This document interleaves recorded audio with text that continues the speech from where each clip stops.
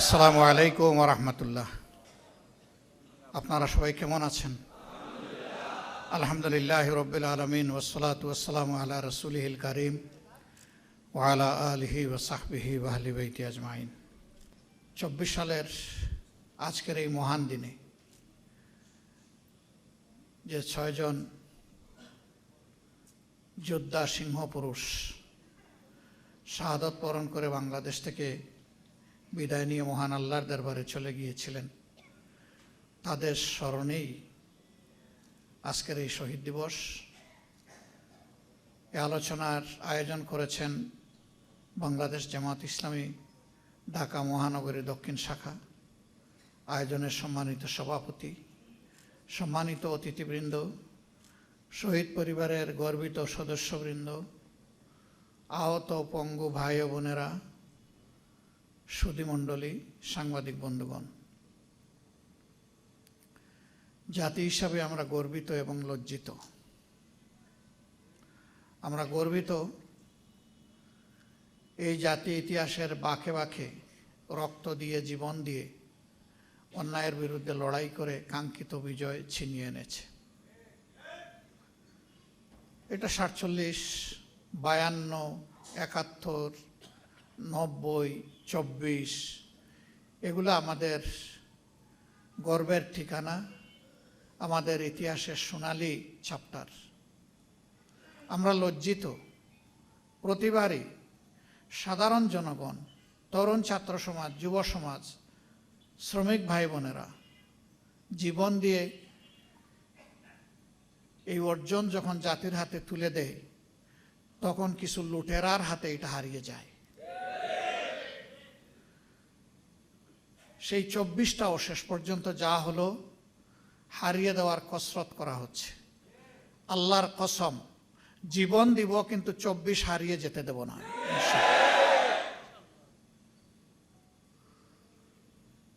কি বাকি আছে? এই জাতি তো জীবন দিতে দিতেই এই জায়গায় এসেছে।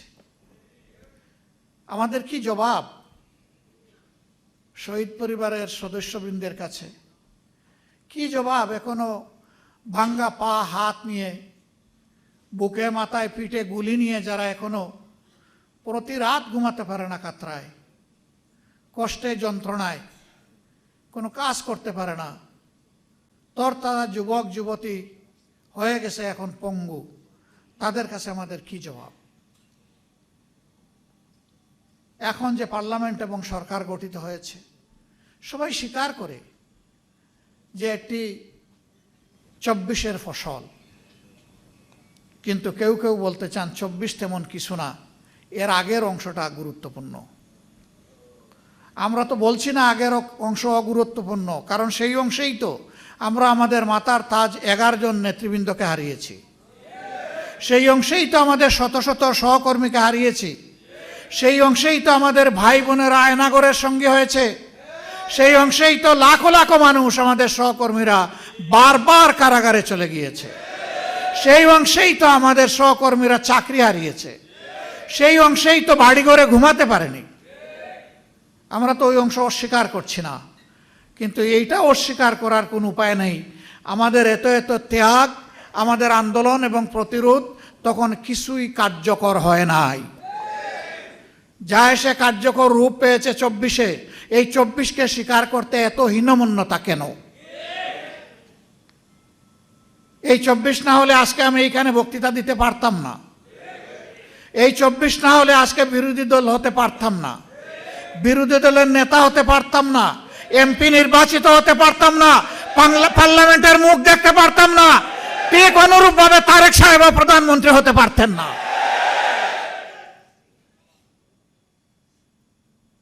আর যে সমস্ত মন্ত্রীরা আজে বাজে কথা বলে, কেউ তো সংসদের ভিতরেই বলে ফেলে, আর কেউ টক শোতে গিয়ে বলে, দায়িত্ব জ্ঞানহীন কথা বলে, দেশ বিরোধী কথা বলে, আমরা যখন সংসদে এই বিষয়গুলো তুলে আনি, তখন বলা হয় এগুলা সংসদের বাইরের ব্যাপার।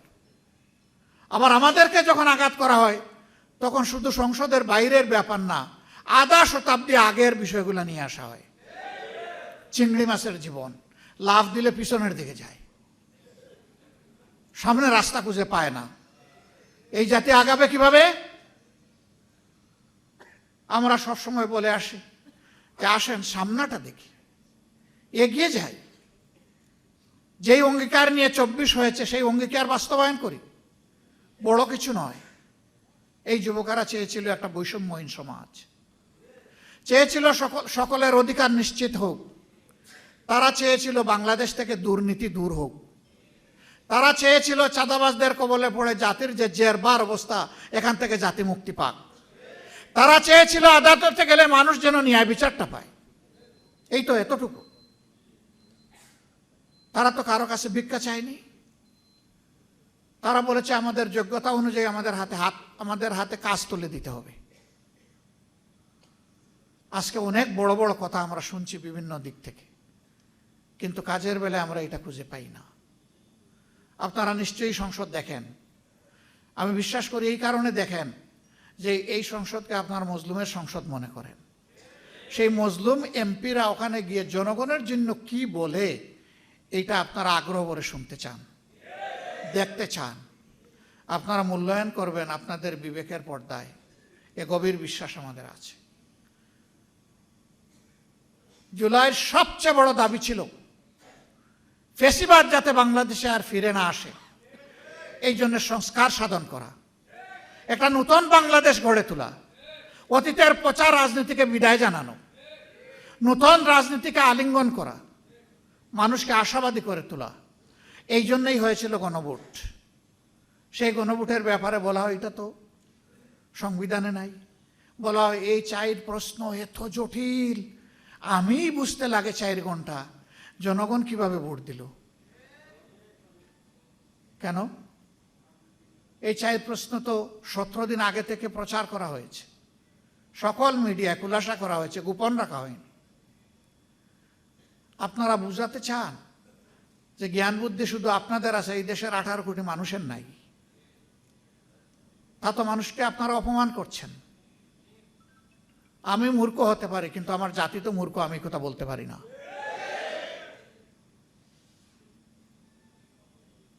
সম্মানিত ভাইয়েরা, 4 প্রশ্ন জাতি যদি না বুঝে তো 31 প্রশ্ন বুঝে কিভাবে? এগুলো সব গুজামিল, ভাওতাবাজি। এবং ইতিমধ্যে একজন বলেছেন আমরা সব কিছু আগে মেনে নিয়েছি যাতে বুটটা হয়ে যায়, মানে বুট হয়ে পকেটে ঢুকে যায়। আরেকজন বলেছেন টোল মওকুফের কথা বলেছিলাম আসলে বুট পাওয়ার জন্য। লা হাওলা ওয়ালা কুওয়াতা ইল্লা বিল্লাহ। রাজনীতিবিদরা যদি এরকম জাতির সাথে প্রতারণা করে তাহলে এ দেশের মানুষ যাবে কোথায়? যারা দেশ চালাবে, দেশের জন্য আইন এবং নীতি তৈরি করবে, তাদের মিনিমাম একটা নৈতিক মানদণ্ড থাকা উচিত। ইলেকশনের আগে তারাও বললেন, আমরাও বললাম, সবাই গণভোটে হা বলুন। জনগণ 70% মতো হা বলল। এখন তারা বলেন যে 51% মানুষ আমাদেরকে রায় দিয়ে পাঠিয়েছে, আমরা এটা মানব না কারণ আমরা সংখ্যাগরিষ্ঠ। তো 51 বড় না 70 বড়? আপনাদের দাবি যদি মেনেও নেই, কিভাবে ভোট পেয়েছেন সে বিতর্ক থেকে গেল ইতিহাসে। পাইছেন কি পান নাই, হিসাব কিভাবে মিলাইছেন জনগণ জানে।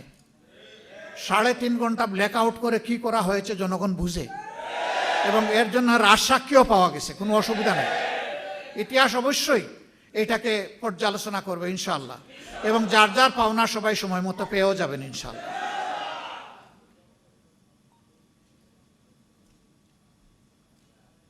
এবং 70% মানুষের রায়কে অগ্রাহ্য করে এখন আমাদেরকেও বলা হচ্ছে আপনারাও আসেন, এই অগ্রাহ্যের মিছিলে আপনারাও শরীক হয়ে যান। সংসদে আমাদেরকে অনেক সংবিধান শেখানো হয়, অবৈতনিক কিছু শিক্ষক আছেন, হাবভাব যে দুনিয়া সব কিছু ওনারা বুঝেন। তা আমি একটু জিজ্ঞেস করতে চাই, সংবিধান সংশোধন কমিটি নামে কোনো কমিটি কোনো বিধিতে কোনো সংবিধানে আছে কিনা? যদি না থাকে তো এটা কেন? এটা হচ্ছে জুলাইকে ভুলিয়ে দেওয়া, এটা হচ্ছে গণভোটকে ভুলিয়ে দেওয়া। আমরা পরিষ্কার প্রতিবাদ করে ওয়াকআউট করেছি। আপনারা জনগণের রায়কে অপমান করতে চান, করেন, জনগণ সেইটা বিচার করবে। আমরা জনগণের সাথে আছি, তাদের রায়ের পক্ষে আছে, লড়ে যাব, লড়াই করতেই থাকব।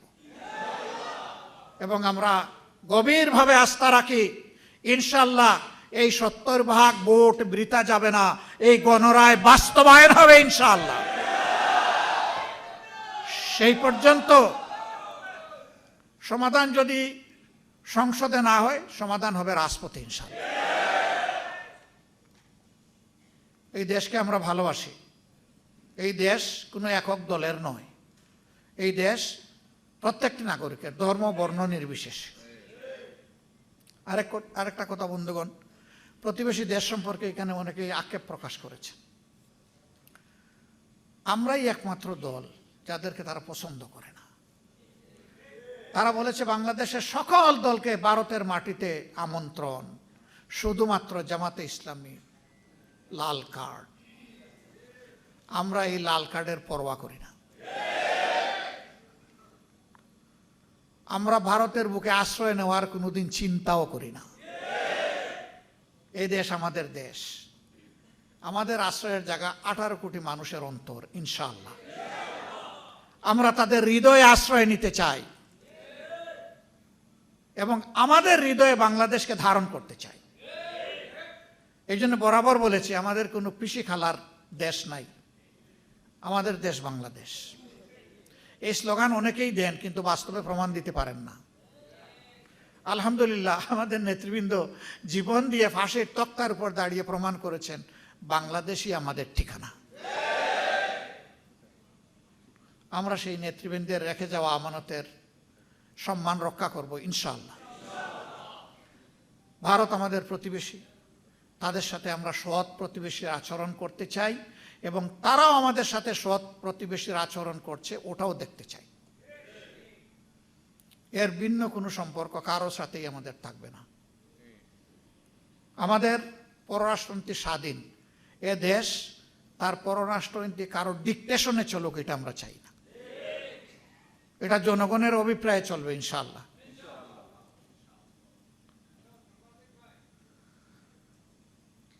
সম্মানিত ভাই বোনেরা, অনেক কথা বলে ফেললাম। শহীদ পিতারা বলে গেছেন যে তাদেরকে হুমকি দেওয়া হচ্ছে। এই হুমকি আপনাদেরকে নয়, কার্যত এই হুমকি জাতিকে দেওয়া হচ্ছে। এই হুমকি আমাদেরকে দেওয়া হচ্ছে। আপনারা আমাদেরকে আলাদা ভাবছেন কেন? আমরা তো প্রথম দিনই আপনাদের ঘর বাড়িতে হাজির হয়ে বলে দিয়েছি যে এখন থেকে আপনাদের পরিবারের সদস্য আর একটা সদস্যের নাম হচ্ছে বাংলাদেশ জামাত ইসলাম। আমরা আপনাদের পরিবারের সদস্য হয়ে আছি। হয়তো পারি না সবসময় খোঁজখবর নিতে, মনে চাইলেও, কিন্তু আমাদের অন্তরে আপনারা 7 দিন 24 ঘন্টাই আছেন আলহামদুলিল্লাহ। থাকবেন। এই ঋণ পরিশোধ করার কোনো শক্তি আমাদের নাই, কিন্তু আমরা চেষ্টা করে যাব যাতে আপনাদেরকে সম্মানটুকু দেখাতে পারি। আল্লাহ যেন এই শক্তি আমাদেরকে দান করেন। আপনাদের নিরাপত্তা আমাদের নিরাপত্তা। আমরা ভয় পাই না, ভয় পাই শুধু আল্লাহ রাব্বুল আলামিনকে। আর কাউকে কোনো পাত্তাই দেই না আলহামদুলিল্লাহ, পাত্তা দিব না ইনশাআল্লাহ। আহত পঙ্গু ভাইয়েরা যারা আছেন তাদের জন্য বড় দুঃখ। শহীদ হয়ে যারা চলে গেল, আমরা বিশ্বাস করি তারা তো জান্নাতের পাখি হয়ে গেল, কিন্তু যারা এই যে বেঁচে আছে কষ্ট নিয়ে, তাদের জন্য বড়ই কষ্ট লাগে। আসলে তাদের জন্য কার্যকর কিছু আমরা করতে পারিনি। আমরা বড় লজ্জিত। সরকার পারে। এই জন্যে এই বাজেট সেশনে 2 বারে এই দাবি উত্থাপন করেছি যে মেহরবানি করে তাদের বিষয়টা সর্বাধিক অগ্রাধিকার দিয়ে দেখতে হবে। রাষ্ট্র যদি না দেখে তাহলে এই রাষ্ট্র হবে অভিশপ্ত রাষ্ট্র। এই রাষ্ট্র হবে অকৃতজ্ঞ রাষ্ট্র, নিমক হারাম রাষ্ট্র। আমরা আশা জাগাইয়ে রাখতে চাই যে এই রাষ্ট্র নিমক হারামি করবে না এদের সাথে। কিন্তু যদি করে, তাহলে অতীতে যেমন নিমক হারামদের কোনো ভালো পরিণতি হয়নি, বর্তমানেও হবে না। সম্মানিত ভাই বন্ধুগণ, যারা এসেছেন তাদের কাছে আমরা কৃতজ্ঞ। কৃতজ্ঞতার ভাষা খুঁজে পাই না, হারিয়ে যাই। আবেগ আসে, কান্না আসে, চোখ দিয়ে পানি পড়ে না, রক্ত পড়ে। কারণ এই ইতিহাসটা রক্তাক্ত ইতিহাস, শহীদের রক্তে লেখা 24। হে রব্বুল আলামিন, তুমি এই শহীদদেরকে কবুল করার দেশটাকেও কবুল করো। ইয়া আল্লাহ, এটাকে সম্মানের, শান্তির, অগ্রগতির একটা দেশ বানিয়ে দাও, ন্যায় বিচারের একটা দেশ বানিয়ে দাও, আমাদের যুবকদের স্বপ্নের প্রত্যাশার দেশ বানিয়ে দাও, যেন আমরা মরার সময় শান্তি নিয়ে মরতে পারি, যে আমাদের জেনারেশনের হাতে, পরবর্তী জেনারেশনের হাতে একটা বাসযোগ্য সম্মানের দেশ আমরা তুলে দিতে পারলাম। আমাদের জন্য দোয়া করবেন। আমরা ইনশাআল্লাহ জীবন থাকতে কোনো অন্যায়ের কাছে মাথা নত করব না। সে যত বড় শক্তি হোক, কোনো ভয়টা দেখাই আমাদের কোনো লাভ নাই ভাই। আমরা ওই সমস্ত ভয়কে পাত্তা দিই না। বাংলাদেশ ভয়কে জয় করেই 2026 সালে এসে উপনীত হয়েছে। আমরা দাবি করছি, জুলাই সনদে লেখা আছে, শহীদদের এবং আহত যোদ্ধাদের নামে বাংলাদেশের বিভিন্ন সড়ক এবং স্থাপনার নামকরণ করা হোক। যত তাড়াতাড়ি এটা করা হবে, আমরা ধরে নিব সরকার তত বেশি তাদের প্রতি শ্রদ্ধাশীল। আমরা সেই দাবি আজকে পাবলিক স্পেস থেকে রেখে গেলাম। সংসদে বলেছি, বলতে থাকবো। দাবিগুলা ন্যায্য দাবিগুলা অর্জন না হওয়া পর্যন্ত সংসদের ভিতরে আমাদের লড়াই চলবে ইনশাআল্লাহ। আপনাদেরকে সাথে থাকতে বলছি না, আমরা আপনাদের সাথে আছি ইনশাআল্লাহ। আমরা আপনাদের সাথে ছিলাম, আছি। আল্লাহ যতদিন বাঁচায় রাখবেন থাকবো ইনশাআল্লাহ, থাকবো ইনশাআল্লাহ, থাকবো। এর কোনো ব্যতিক্রম হবে না ইনশাআল্লাহ। আল্লাহ তাআলা আমাদেরকে কবুল করুন। সবাই মিলে এই দেশকে নির্ভেজাল করার তৌফিক দিন। সবাই মিলে আমাদের আকাঙ্ক্ষার বাংলাদেশ গড়ে তোলার তৌফিক দান করুন। এবং আমরা বিশ্বাস করি এটা আল্লাহর আইনের ভিত্তিতেই কেবল সম্ভব। আমরা মহান আল্লাহর সাহায্য চাই। আসসালামু আলাইকুম ওয়া রাহমাতুল্লাহ।